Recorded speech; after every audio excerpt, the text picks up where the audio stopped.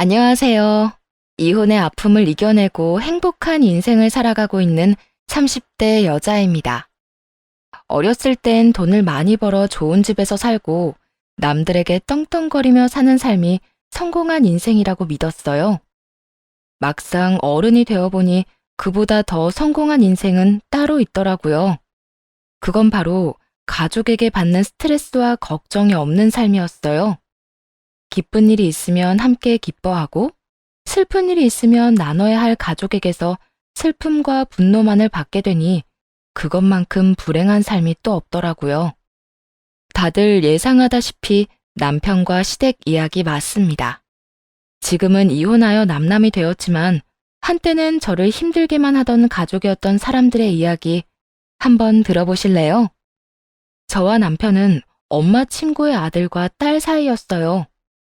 엄마와 시모는 한 동네에서 자란 친구 사이였는데 그 때문에 저와 남편도 어릴 때부터 자연스럽게 가깝게 지내게 되었죠. 그러다 15살이 되던 해에 이사를 가면서 잊고 지내는데 우연히 다시 만나 결혼까지 하게 되었습니다. 워낙 오랫동안 알고 지낸 사이라 그런지 결혼 자체는 좋은 분위기에서 진행되었어요. 친정아빠도 시부도 돌아가신 터라 서로 의지하며 지내면 좋겠다는 생각이 들 정도로 가족 같은 분위기였죠. 그런데 그게 다 연기였더라고요. 한없이 저를 아껴주던 엄마 친구였던 이모는 시모의 타이틀을 달자마자 혹독한 시모로 변신하여 시집살이를 시키기 시작했거든요. 처음에는 시댁에 갈 때마다 남편의 행색을 가지고 시비를 걸더라고요. 예, 내가 이런 말까진 하지 않으려고 했는데 우리 집에 올 때마다 너는 멀쩡하게 오면서 내 아들 꼴은 저게 뭐니? 너 설마 내 아들 돈까지 다 빼앗아서 용돈도 안 주는 거니? 그렇지 않고서야 내 아들이 저렇게 후줄근하게 다닐 리가 없잖아. 아니에요. 저희 돈 관리 따로 해요. 남편이 그러자고 했고요. 그리고 행색이 저런 건 자다 일어난 그대로 어머님 댁에 와서 그런 거고요. 제가 아무리 그래도 이건 너무 심하다고 귀에 딱지가 않게 말했는데 소용없더라고요. 아시잖아요. 한번 고집 부리기 시작하면 답도 없다는 거. 오늘 아침에도 설득하다가 지쳐서 그냥 왔어요. 말 나온 김에 어머님이 설득 좀 해주세요. 아무리 차 타고 와서 차 타고 가는 거라고 해도 저런 차림은 아니잖아요. 어떻게 해서든 트집을 잡아보려 했던 시모는 민망한지 급하게 남편 편을 들며 괜히 큰 소리를 치더군요. 뭐, 다시 보니 편해 보이고 좋긴 하구나. 너 별거 아닌 걸로 우리 아들 뭐라고 하지 말거라. 알겠어? 내가 어떻게 키운 아들인지 잘 알지? 쥐면 깨지랴 불면 날아가랴 조심 또 조심. 아주 소중하게 키운 내 아들이란 이 말이야. 어릴 때 남편이 말을 안 듣는다고 동네 한가운데서 엉덩이를 눈물 쏙 빠지게 때리던 시모의 모습이 아직도 머릿속에 생생하게 남아있는데 어찌나 귀하게 키운 척을 하는지 어이가 없더군요. 하지만 어쩌겠어요. 그렇다고 하면 그런 줄 알고 그 장단에 맞춰줄 수밖에요. 물론 할 말은 다 하면서 말이에요. 그래도 갑자기 변해버린 시모의 태도에 스트레스가 쌓이는 건 어쩔 수가 없더라고요. 갖은 트집은 다 잡아대니 그 스트레스는 말도 못할 정도였죠. 무엇보다 딱히 잘못한 것도 없는 듯한데 저렇게 못살게 구니 그 이유가 궁금하기도 했습니다. 그렇게 이유 모를 괴롭힘을 당하던 어느 날 시모가 갑자기 변해버린 이유를 알게 되었어요. 그건 바로 시모와 엄마 사이에 있더라고요. 정확히는 시모의 자격지심 때문이었어요. 어느 날은 술에 취한 시모에게 전화가 와 저를 왜 그렇게까지 미워하는지 그 이유를 말해주더라고요. 난 네가 너무 싫다. 크면 클수록 네 엄마를 쏙 닮아가서는 왜 잊고 싶었던 과거를 떠올리게 하는 거야? 왜 너희 모녀는 날 이렇게까지 괴롭히냐니 말이야. 어머님, 그게 무슨 말씀이세요? 저랑 엄마가 어머님을 괴롭히긴 언제 괴롭혔다고 그런 말씀을 하는 거예요. 그게 문제야. 네 엄마나 너나 너희가 주변 사람을 괴롭히고 있다는 사실을 전혀 모르는 게 문제라고. 네 엄마는 나보다 잘난 건 집안 하나밖에 없으면서 잘난 척은 혼자 다 해가면 내 자존심을 얼마나 상하게 한 줄 알긴 알아? 선심 쓰는 척 도와주던 것도 그래. 내가 도와주면 고마워서 눈물이라도 흘릴 줄 알았나 본데 그런 마음은 전혀 생기지도 않았다 이거야. 내가 너희 결혼을 왜 찬성한 줄 알아?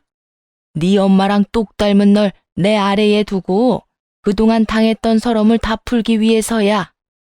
들어보니 시모는 엄마에 대한 자격지심으로 오랜 기간 엄마를 미워한 모양이더라고요. 저에게는 엄마가 시모와 어릴 때부터 함께 자라 자매나 다름이 없다고 늘 이야기했었는데 말이죠. 그제야 시모가 왜 그렇게 저를 못 잡아먹어 안달인지 알았네요. 그 이후 시모는 그 말을 기억하지 못하는 듯 하더군요. 저 역시 굳이 이야기를 꺼내진 않았어요. 시모의 그릇된 마음에서 품게 된 자격지심이라고 해도 가난했던 그 시절 얼마나 엄마가 부럽고 또 질투가 났으면 저런 감정까지 가지게 됐을까 안쓰럽기도 했으니까요. 무엇보다 사랑하는 남편의 엄마이기에 제가 조금 더 참고 넘어가자 했던 것이었어요. 그런데 시모는 점점 더 심하게 괴롭히기 시작했고 그 때문에 처음 먹었던 마음이 사라지는 건 한순간이었죠. 일이란 일은 다 저에게 시키는 것도 모자라 막말까지 서슴없이 하기 시작했으니까요. 남편에게 도움을 구해봤지만 소용없는 짓이었어요. 팔은 안으로 굽는다더니 남편은 그저 시모 편만 들기 바쁘더군요. 당신이 어머님한테 말 좀 잘해주면 안 돼? 무슨 말? 나한테 일 좀 그만 시키라고. 내가 말해봤자 싸움만 될 것 같고. 당신이 중간에서 잘 좀 말해주면 좋잖아. 나 진짜 힘들어서 그래.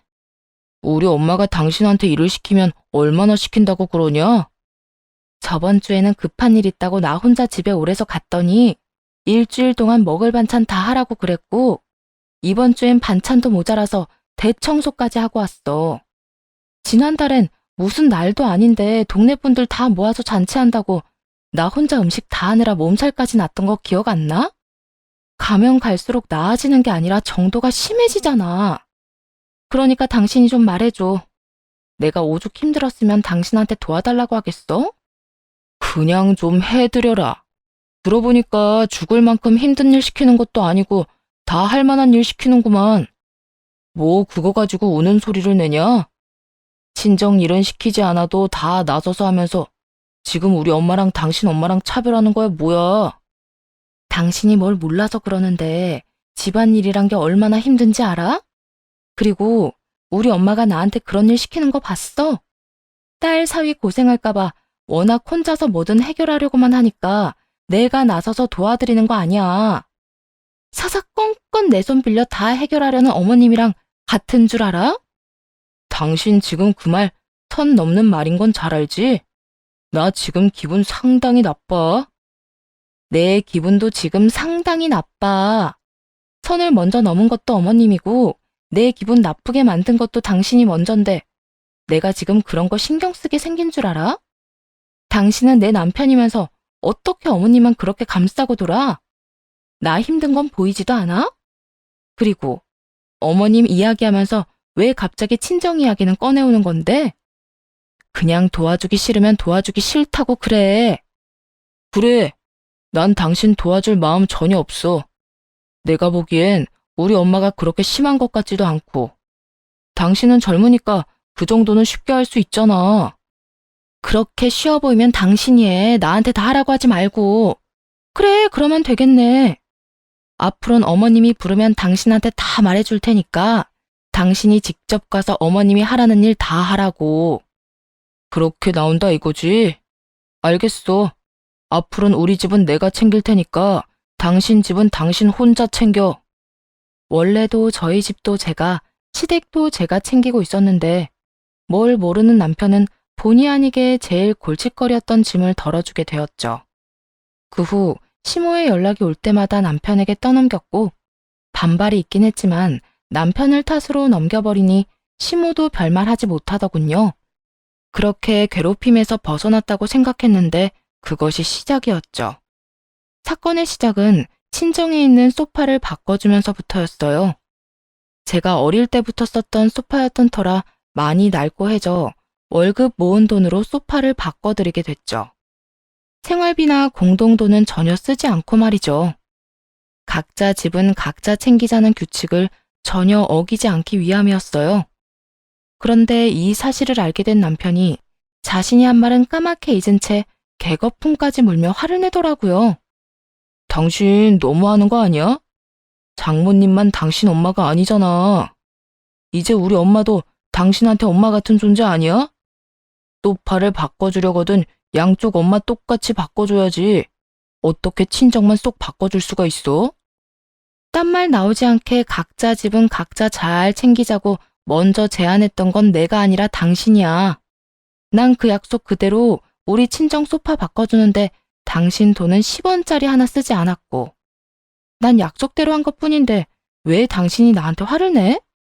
내가 말한 뜻은 약간의 노동과 용돈 정도는 알아서 챙기자는 것이었어. 이렇게 집안 가구까지 바꿔줄 거란 생각은 전혀 하지 못했단 말이야. 그러니까 잔말 말고 우리 엄마 집에도 소파 바꿔드려. 우리 엄마 지금 당신 집에 가서 새 소파 보고 부러워서 나한테 매일같이 닥달하고 있단 말이야. 그건 당신 사정이고 애초에 그 말 꺼낸 사람은 당신이니까 그렇게 소파가 사드리고 싶으면 당신도 나처럼 돈 모아서 사드려. 나도 1년 꼬박 모아서 사드린 거니까. 당신 진짜 이렇게 치사하게 나올 거야? 먼저 치사하게 나온 사람이 누군데 이래. 그러게 그딴 제안을 하래? 자기 화에 못 이겨서 그딴 말까지 뱉었으면 지키기라도 잘 지켜. 뱉은 말이 있긴 하니 남편도 더는 화를 내진 못했습니다. 그 대신 대책도 없이 카드로 시댁에 똑같은 소파를 사주더라고요. 좁은 집에 그 큰 소파가 들어가니 집이 소파를 모시고 사는 우스꽝스러운 꼴이 되었는데도 좋다고 웃는 꼴이 참 한심하더군요.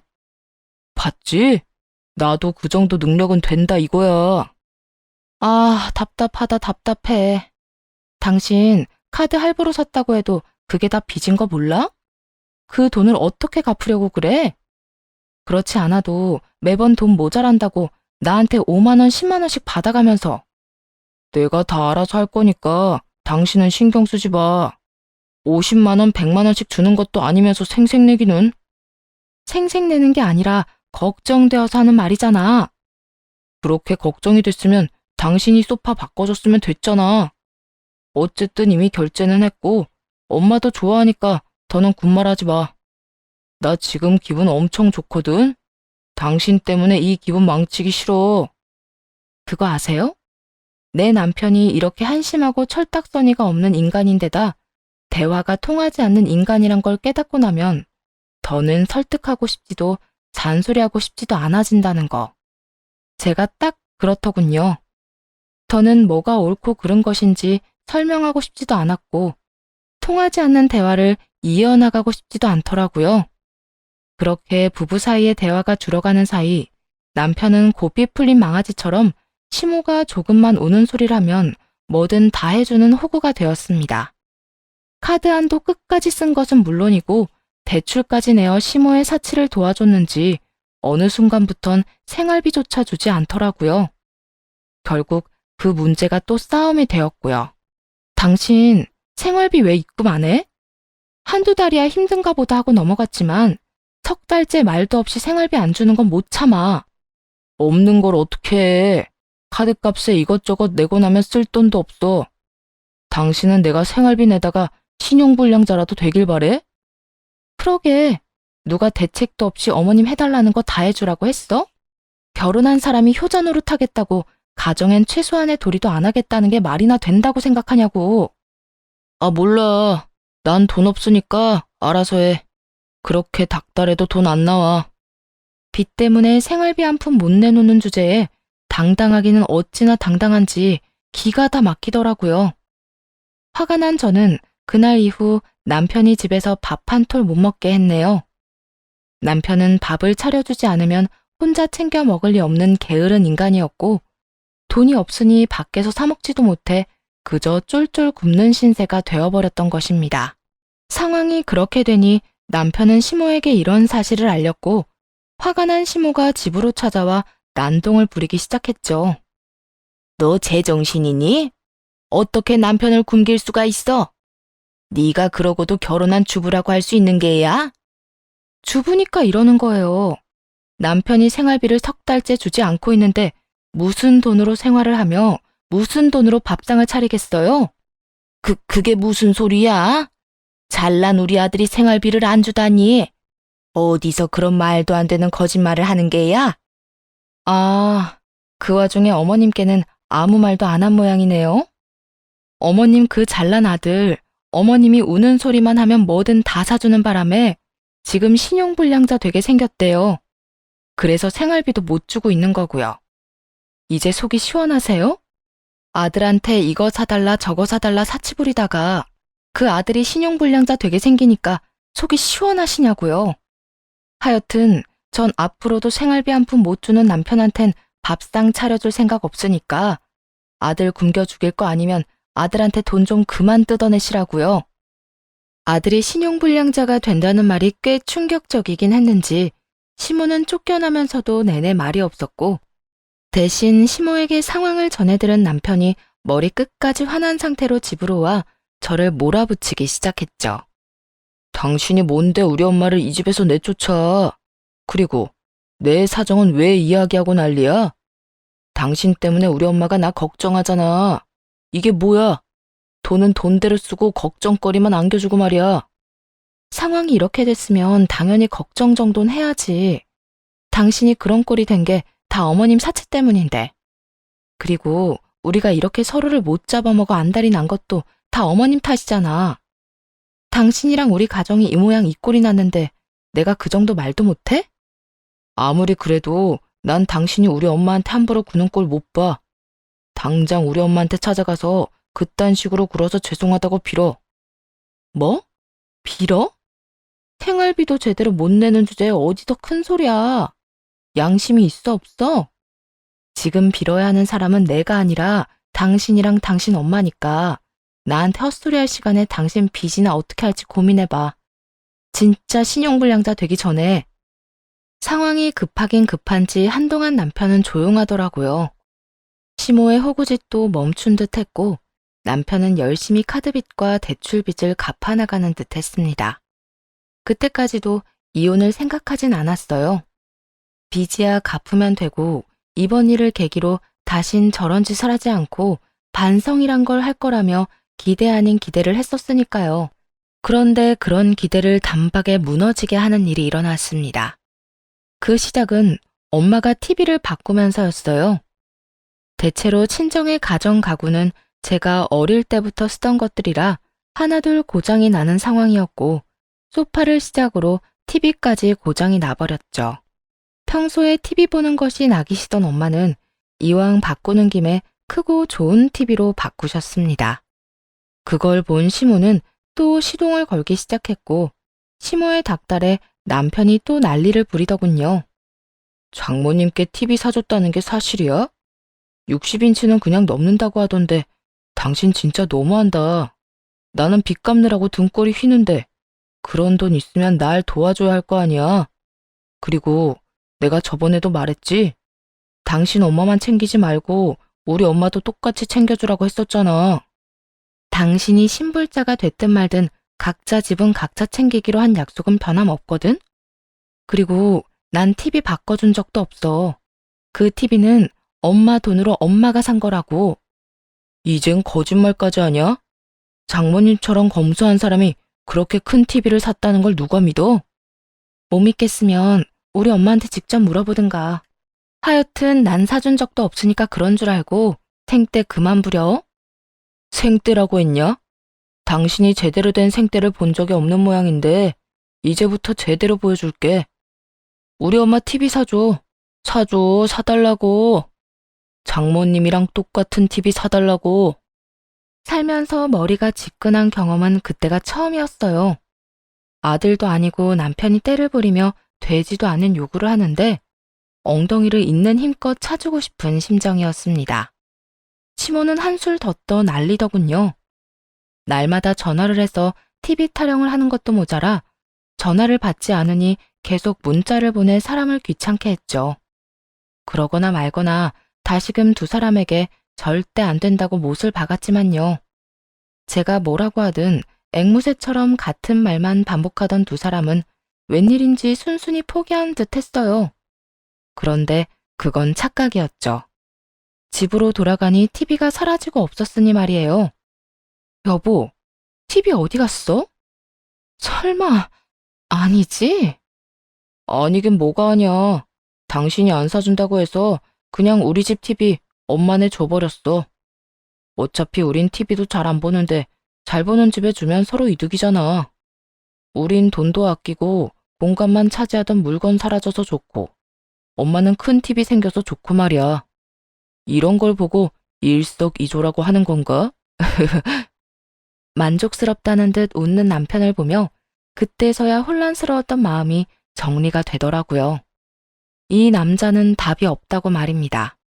비로소 이혼 결심이 선 저는 남편과 사는 1분 1초가 아까워졌고 그 자리에서 바로 이혼을 통보했네요.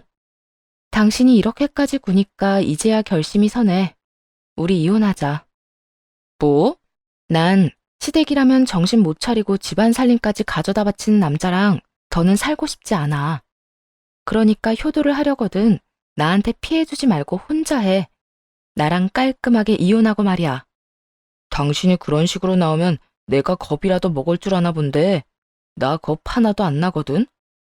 이혼하면 남자보다 여자가 더 손해인 거 몰라? 그래, 이혼하자. 나도 당신 같은 여자 질리던 참이었어. 그래? 잘 됐네. 이왕 말 나온 김에 당장 짐 싸서 나가. 당신도 잘 알고는 있지? 이 집, 우리 집에서 해준 내 집이라는 거. 그래, 더럽고 치사해서 나간다 나가. 그렇게 남편은 짐을 싸 집을 나가버렸고 바로 다음날 시모에게서 연락이 와 식당으로 부르더군요. 할 말이 있다면서 말이죠. 생각 없는 남편을 대신해 더 생각이 없는 시모가 나서 단판을 지으려는 줄 알고 식당으로 갔더니 글쎄 그곳엔 시모와 엄마를 포함해 친구분들이 다 모여 있더라고요. 그것도 기가 막힌데 시모는 당당한 태도로 이렇게 말하더군요. 우리 아들이 너랑 이혼한다고 어젯밤에 우리 집에 왔더구나. 너도 잘 알지? 이혼은 남자보다 여자한테 더 흠이 된다는 거.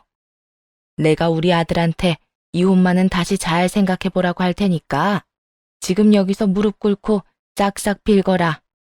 그러니까 할 말이 있다고 했던 게 친한 친구들뿐만 아니라 우리 엄마까지 불러서 제 무릎을 꿇리겠다는 거였네요. 그래, 그거 말고 내가 너랑 다른 볼 일이 있을 거라고 생각했니? 설마 내가 네 편이라도 들어줄 거라 생각했어? 그런 생각했다면 그건 네 착각이다. 난 전적으로 네가 다 잘못했다고 생각하는 사람이야. 내 아들이 나한테 효도 좀 하겠다는데 네가 뭔데 간섭질이야? 그리고 그까짓 돈 있다가도 없고 없다가도 있는 건데 그런 걸로 째째하게 굴기는. 하여튼 지금이라도 손이 발이 되게 싹싹 빌면 특별히 내가 나서 주마. 친정엄마와 제 망신을 제대로 주고 싶은 시모의 마음을 알지 못하는 건 아니었지만 잘못돼도 한참은 잘못된 계획이 아닌가요? 애초에 이혼을 바라고 또 바라는 사람이 저인데 이딴 방법을 쓰다니요. 거기에다 엄마의 화까지 돋우게 되었으니 저보다는 시모가 큰일 난 상황이었습니다. 그럴 필요 없이 그냥 깔끔하게 이혼할게요. 아줌마 아들이 무슨 말을 어떻게 했는지는 잘 모르겠는데 그 이혼 제가 먼저 하자고 했고 집에서 쫓아낸 것도 저였어요. 뭐라고?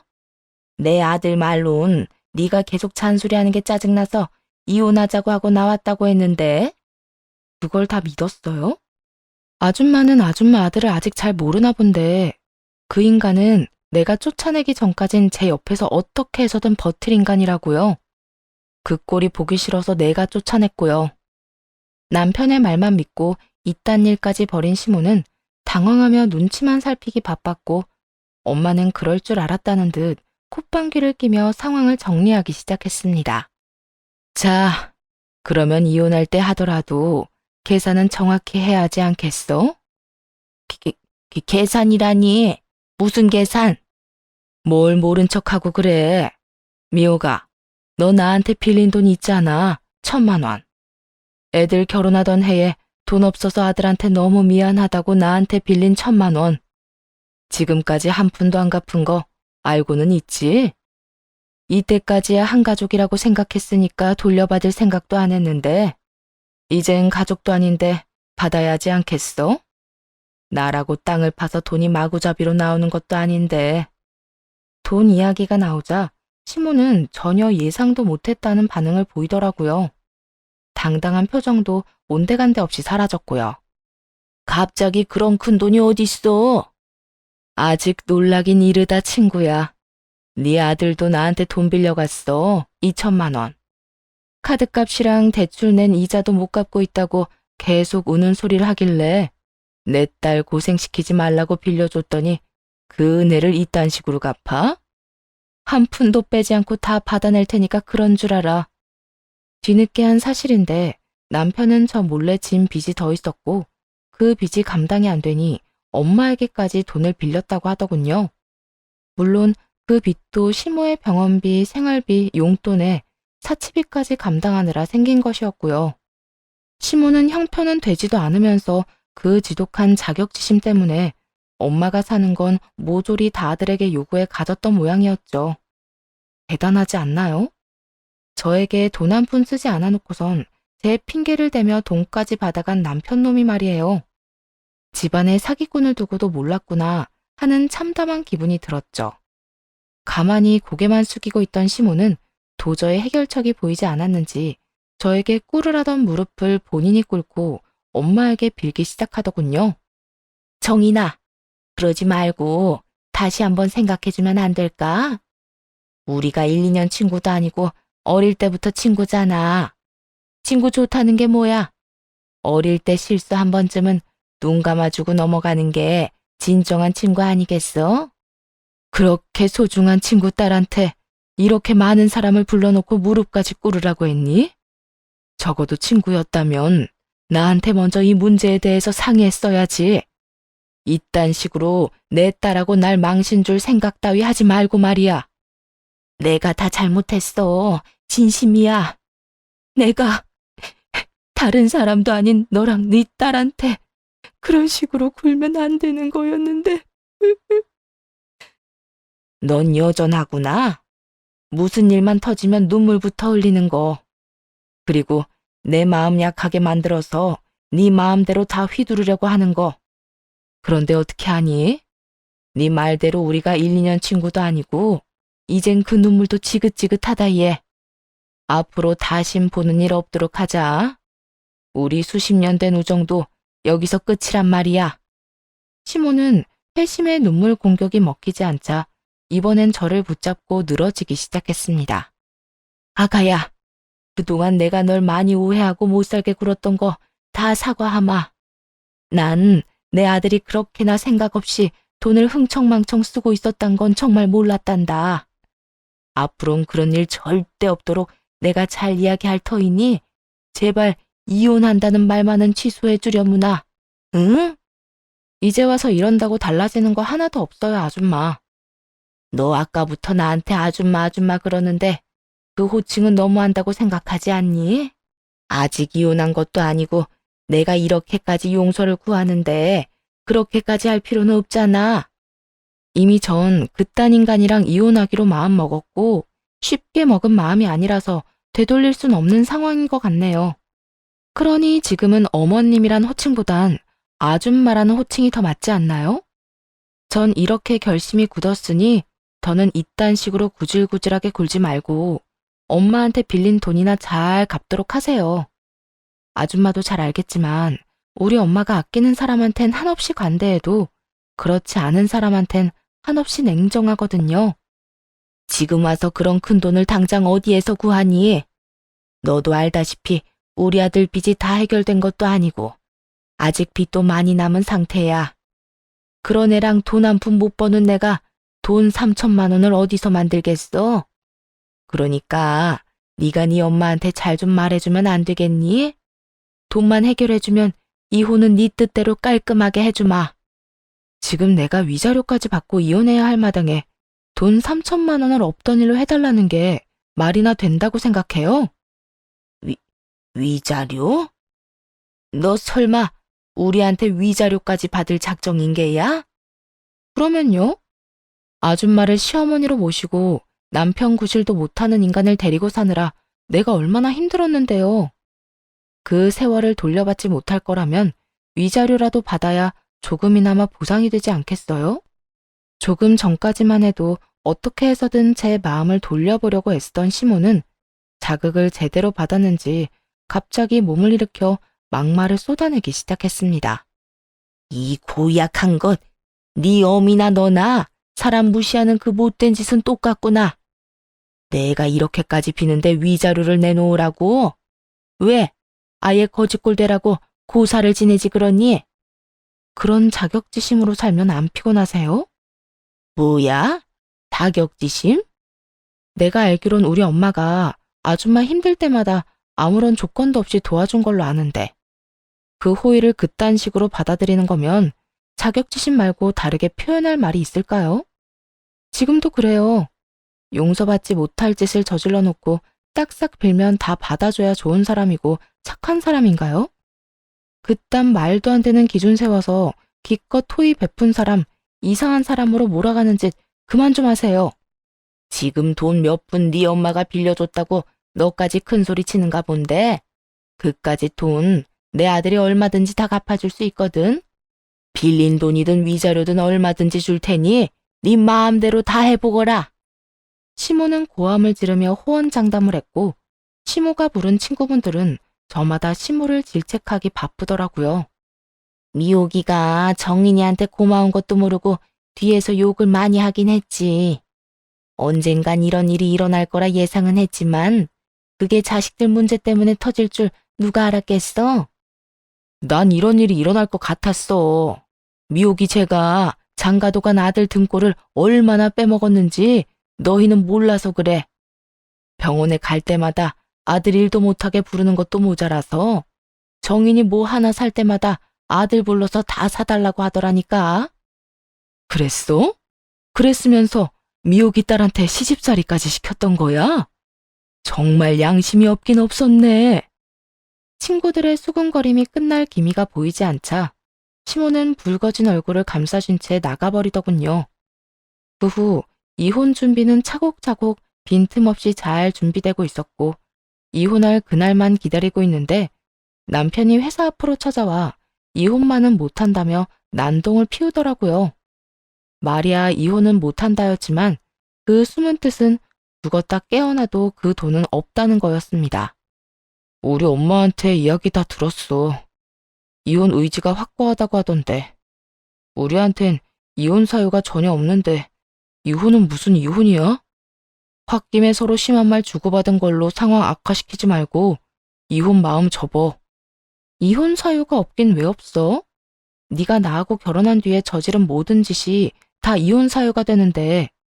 그러니까 남의 회사 앞에서 난동 그만 피우고 얼른 꺼져. 내가 뭘 어쨌다고 이래 진짜. 날 낳아주고 힘들게 키워준 부모님한테 효도하는 건 자식으로서 당연한 도리 아니야? 그 도리를 다한 것 가지고 이혼한다고 남들이 비웃어. 알아?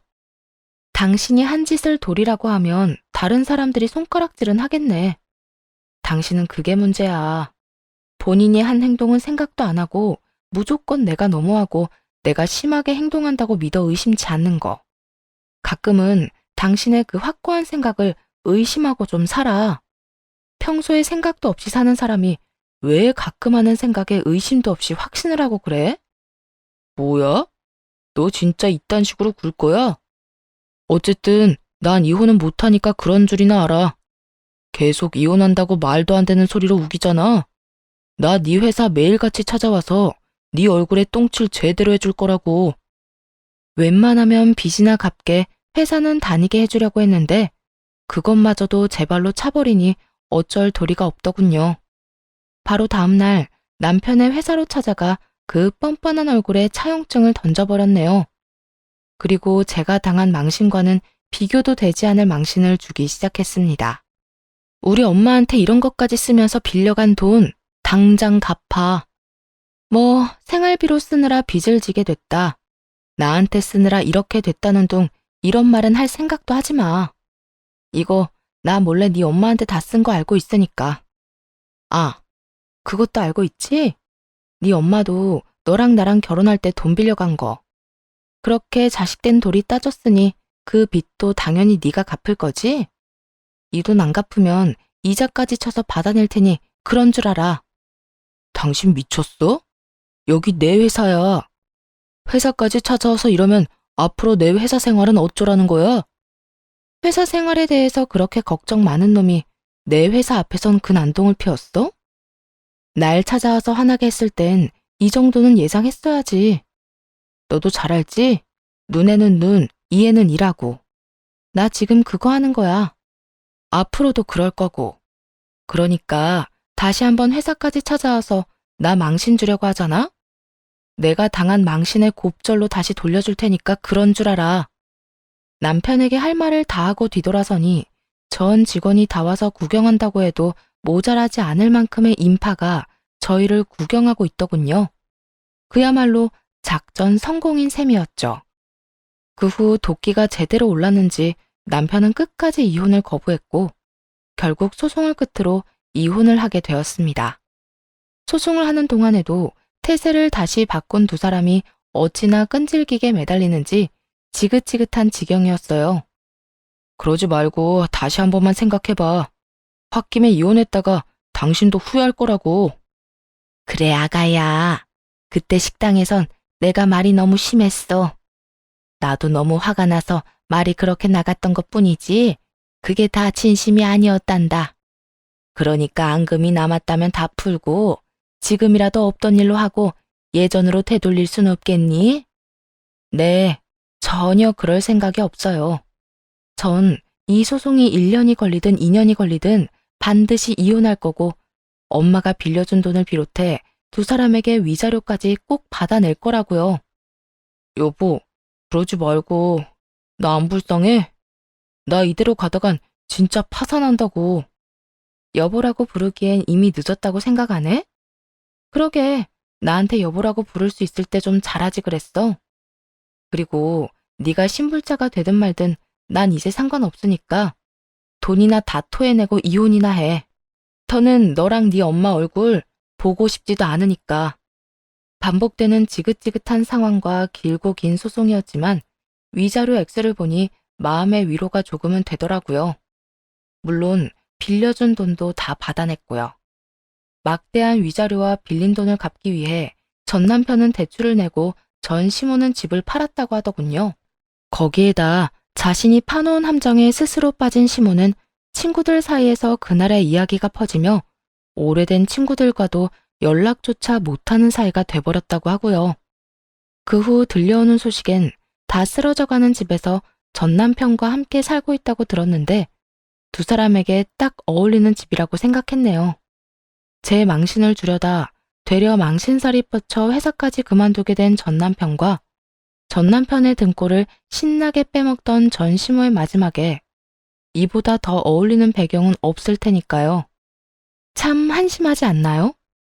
갚아야 할 빚이 산더미일 텐데 그까지 체면이 뭐라고 회사까지 그만둔 걸 보면요.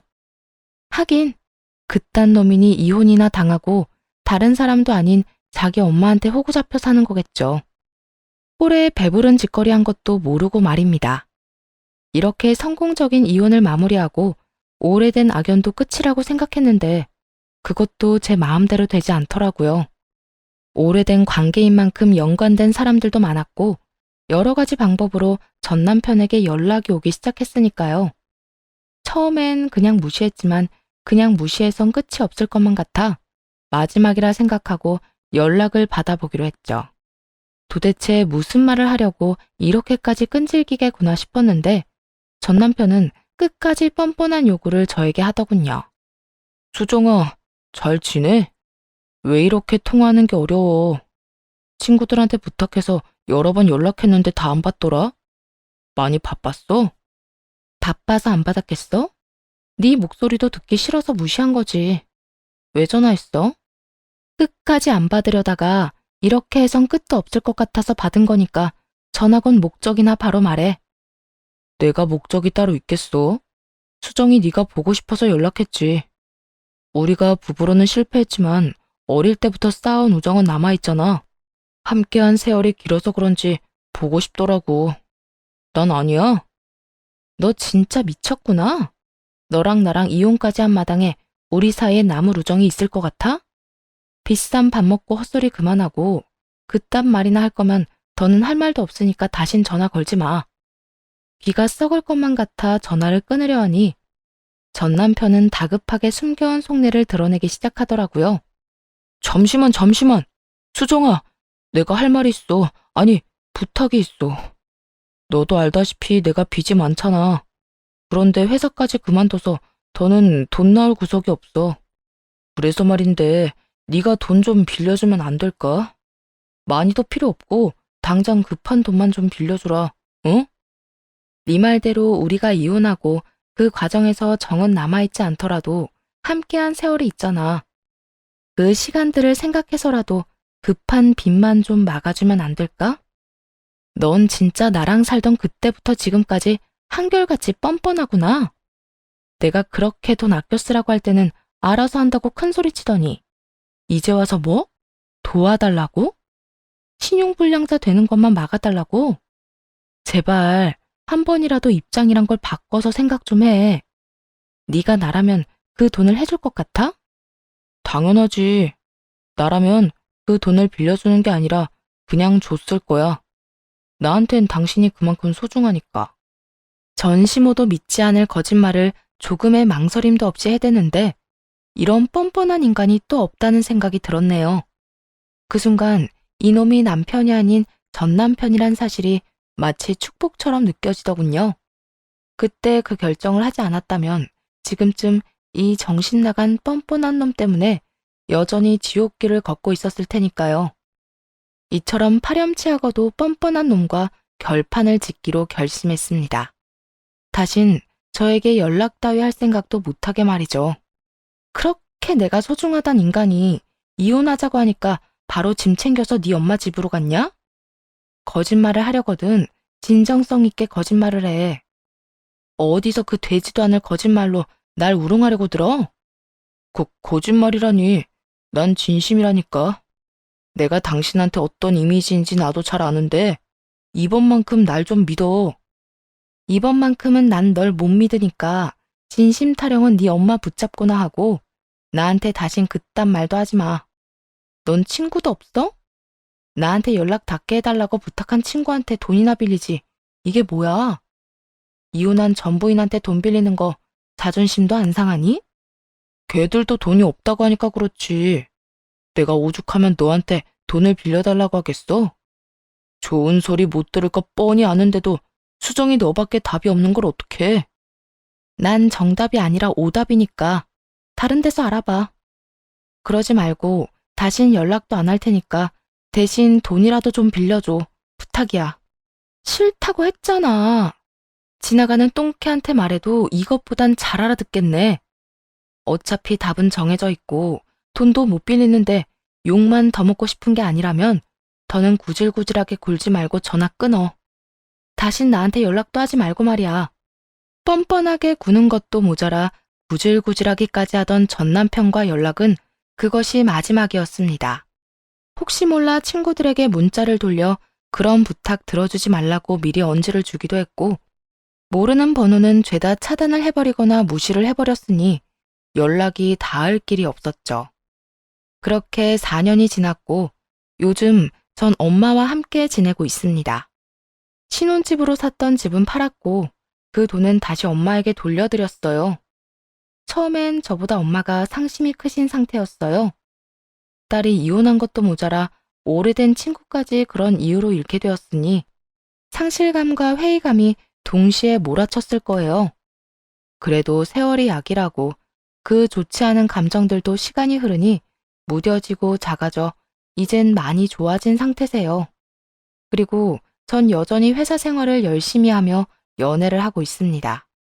연애 2년 차인 제 남자친구는 소개팅으로 만난 남자로 저보다는 2살이 많고 사업을 하고 있는 사람이에요.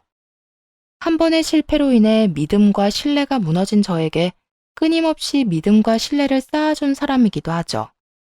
최근 들어 결혼 이야기가 나오는데 한 번 더 용기를 내보려고 합니다. 가장 걱정이었던 예비 시부모님들도 좋은 분들이시지만 무엇보다 지금 저 남자를 놓치면 나중에 크게 후회할 것만 같은 예감이 들어서요. 이제는 과거를 회상하며 뒤돌아보는 짓은 그만하고 앞만 보며 행복하게 살아가 보려고 합니다. 이혼한 경험을 바탕으로 똑같은 실수는 하지 않도록 노력하겠지만 과거에 사로잡혀 아무것도 하지 않는 멍청한 짓은 하지 않으려고요. 새로운 출발. 다들 응원해 주실 거죠? 이혼을 하며 모든 순간이 행복했던 건 아니었어요. 때론 제 젊은 시절이 안타깝기도 했고 첫 단추를 잘못 끼어 이런 결과가 일어나게 된 것은 아닐까 그런 생각도 한 적 있었습니다. 이혼이란 그만큼 크게 영향을 미쳤지만 끝이 나지 않을 것만 같던 구렁텅이에서 벗어나고 나니 새로운 세상이 저를 기다리고 있더라고요. 사연 처음에 드렸던 말 기억들 하시나요? 다른 사람도 아닌 가족에게 받는 스트레스와 걱정 없는 삶이 좋은 인생이라고 했던 말이요. 지금은 그런 인생을 살고 있어 참 행복합니다. 물론 더는 자책하거나 후회하지도 않고요. 혹시 지금 이혼을 해서 저와 같은 마음으로 하루하루를 보내고 계신 분이 있으실까요? 그렇다면 감히 한마디 드리고 싶어요. 남들이 이야기하는 것처럼 이혼 별거 아닌 게 아니에요. 한때는 너무나도 사랑했던 사람과 다시는 보고 싶지 않은 원수가 되어 헤어지는 건데 어떻게 별것일 수가 있겠어요. 하지만 그 엄청난 일을 견뎌내고 또 이겨내고 나면 여러분께도 새로운 세상이 열릴 거예요. 그것이 재혼이 되든 자유가 되든 어떤 형태로든 말이에요. 그러니 부디 다시 일어서서 자신에게 주어진 행복을 놓치지 말아요, 우리. 이제 물러가 보도록 하겠습니다. 길었던 제 이야기 함께 해주셔서 감사합니다.